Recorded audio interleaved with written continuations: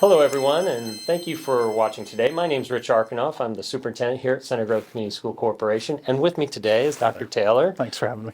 Yeah, thank you. Dr. Taylor is our assistant superintendent who oversees our business office and our human resources, and he works on the budget. Speaking of that, we wanted to talk to you today about the budget. There's a lot going on with the state and how we deal with school budgets. And after 28 years of doing this, I'm still always learning something new as our legislators continue to tweak how we deal with budgets. So today we're going to just talk a little bit about that. We know that we have the State Board of Accounts who oversees our budget, and they do an audit every 2 years, right? And so per their efforts, they continue to make sure that we're following all the laws and requirements of how we deal with our budget. That's correct. We also have then the Department of Local Government Finance, right, or DLGF. Yep. They also then go through our budget and review it after our board, after the school board approves the budget. So those are just a couple of things that we're going to talk about today. But we thought we'd just jump right into with our three main funds. Our budget's broken into three main funds, and Dr. Taylor, would you kind of explain that a little bit? Yeah, that's correct, Dr. Arkanoff. We have the Education Fund, the Operations Fund, and the Debt Service Fund. I'll talk through each of those funds and explain them a little more. The Education Fund is where we pay direct classroom expenditures, including teacher salaries, other school staff, and school supplies. This fund gets its money from the state through a state funding formula, and the state uses income taxes and other sales taxes to fund this fund. The amount of money a school corporation receives, though, is tied to two things. There's a basic tuition support amount that all students receive statewide, and there is a complexity index that's based on local poverty rates, free and reduced rates, and things like that, then can adjust that funding amount accordingly. So the higher the amount of poverty in your district, the larger the amount of money you will receive per student. For Center Grove, we look at the percentage of students who receive free and reduced meals, and that's grown a lot over the past few years, and we're actually up to over 26% as we entered this school year. That's still relatively low, though, to the schools in central Indiana, the metro Indianapolis area, where some of those schools might be over 90% or even higher. Because of this relatively low free and reduced number, Center Grove's total state funding then comes in at 270th out of the almost 300 schools in Indiana. Yeah, so it's quite low. And remember, this is the money that funds our education fund. It's where we pay our teachers, and the legislature has direct control over this funding, so we don't get a lot of say here. So after the state figures out the complexity index, then we also look at our total number of new students that we received. In Center Grove, we've grown about 200 students per year. This year, though, we only grew about 62 students. And other schools around us also reported some lower growth, especially in that kindergarten class. That's interesting. Yeah. Yeah. So let's talk a little bit about the Operations Fund. The Operations Fund is used to pay almost all other operational expenses that we may have. It includes capital project expenses, like if we need to improve a facility, new carpet, classroom, furniture, those types of things. It funds our transportation department, some of our bus replacement fund. It also is where we pay our salaries and benefits for employees that are not in the education fund. And that'd be mainly our custodians, our maintenance staff, and our transportation staff. Plus, it's where we pay our utilities and our insurance for the school corporation. Okay. So a lot of things have to come out of that fund. And that's something, again, that the state has told us you have to pay for these types of expenses out of the operations fund. You cannot put those in the education fund or any other fund. And so then our third fund, called the Debt Service Fund, it's a lot like the mortgage you might have on your home. It's simply an area where we repay debt for construction projects we've had in the past. It is also funded by local property taxes.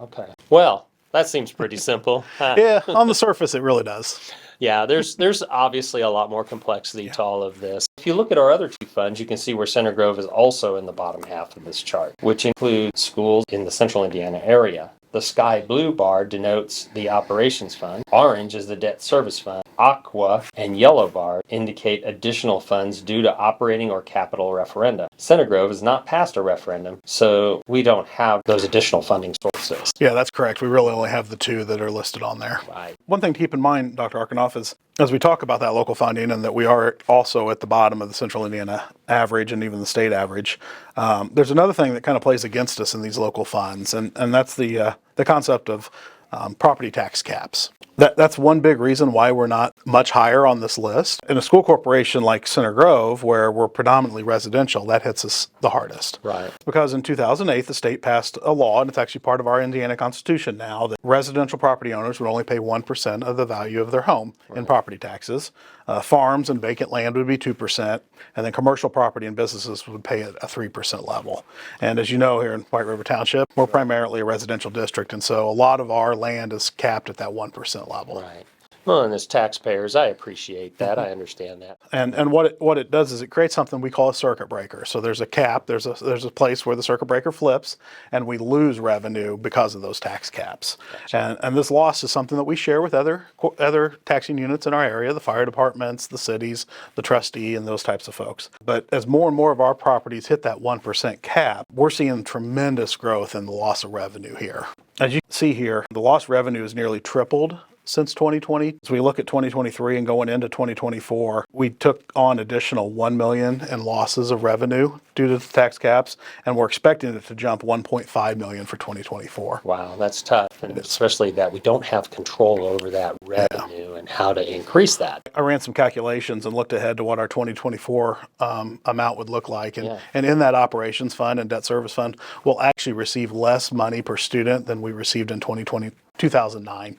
Wow. And so Wow. 15 years later, and we're operating obviously with increased cost of utilities and everything, Yeah. but the funding level is almost 15 years behind in those two funds. And that's crazy, especially when you're trying to increase salaries and you've got the utility costs increasing Yeah. and all the other things. So that's a lot to take in.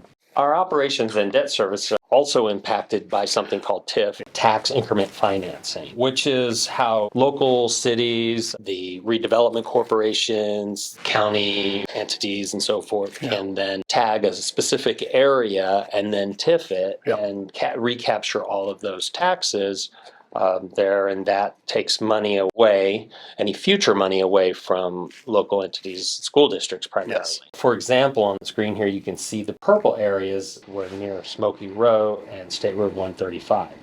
That tax revenue generated by those businesses in our district will not go into our operations or debt service. Yeah, that's correct. We just retain the value like it was prior, where it was just vacant farmland. We don't get the new improvements.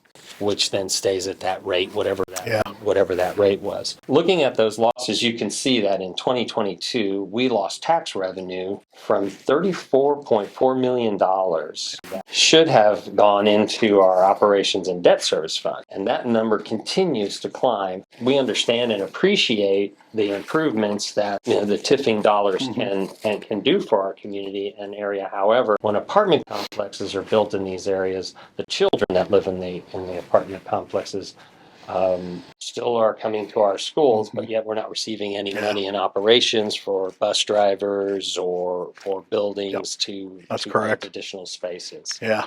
But really, the last limiter then that we have is something called the MLGQ, or the maximum levy growth quotient. And it's a really complex calculation the state performs every year.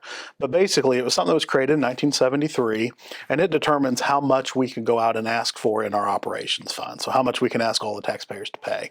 And that's something that is set at a state level.